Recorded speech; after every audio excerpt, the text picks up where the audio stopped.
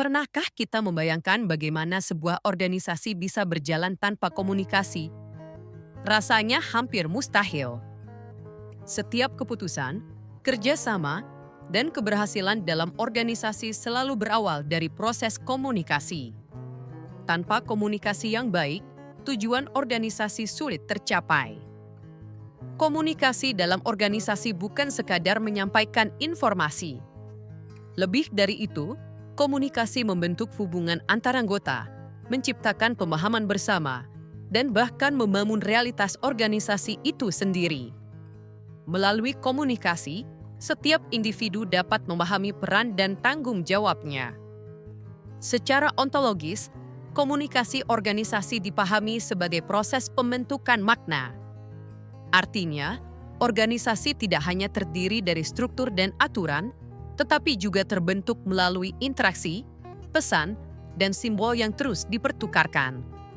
Setiap percakapan dan koordinasi antara anggota berkontribusi dalam membangun budaya organisasi. Voldaber menjelaskan bahwa komunikasi organisasi adalah proses penciptaan dan pertukaran pesan dalam jaringan hubungan yang saling bergantung. Proses ini membantu anggota organisasi menghadapi berbagai ketidakpastian, baik yang berasal dari dalam maupun dari luar organisasi. Sementara itu, Katz dan Kahn memandang organisasi sebagai sistem terbuka, di mana komunikasi berperan sebagai aliran energi yang menjaga organisasi tetap hidup, teratur, dan berkelanjutan. Dalam praktiknya, komunikasi organisasi dibedakan menjadi komunikasi internal dan komunikasi eksternal. Komunikasi internal terjadi di dalam organisasi, baik secara vertikal maupun horizontal. Komunikasi ini berfungsi untuk menyatukan pemahaman, menyelaraskan pekerjaan, dan menjaga kelancaran aktivitas organisasi. Sedangkan komunikasi eksternal dilakukan dengan pihak di luar organisasi, seperti masyarakat atau mitra, untuk membangun hubungan dan menjaga citra organisasi. Selain itu, terdapat komunikasi formal dan informal. Komunikasi formal berlangsung melalui saluran resmi organisasi, sementara komunikasi informal berkembang secara alami dalam hubungan sosial antar anggota. Keduanya saling melengkapi dan berperan penting dalam menciptakan suasana kerja yang efektif.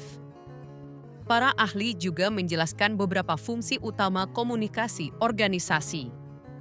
Pertama, fungsi informasi, yaitu menyampaikan data dan pengetahuan yang dibutuhkan anggota organisasi.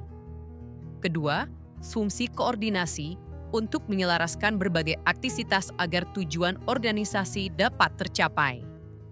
Ketiga, fungsi integrasi yang memungkinkan setiap individu merasa menjadi bagian dari organisasi sehingga tercipta keteraturan dan stabilitas. Dari pembahasan ini dapat disimpulkan bahwa komunikasi organisasi bukan hanya pertukaran pesan, melainkan proses penting yang membentuk makna dan keberlangsungan organisasi. Dengan komunikasi yang efektif, organisasi dapat berjalan secara dinamis, adaptif, dan berkelanjutan. Tanpa komunikasi yang baik, organisasi tidak akan mampu bertahan maupun berkembang.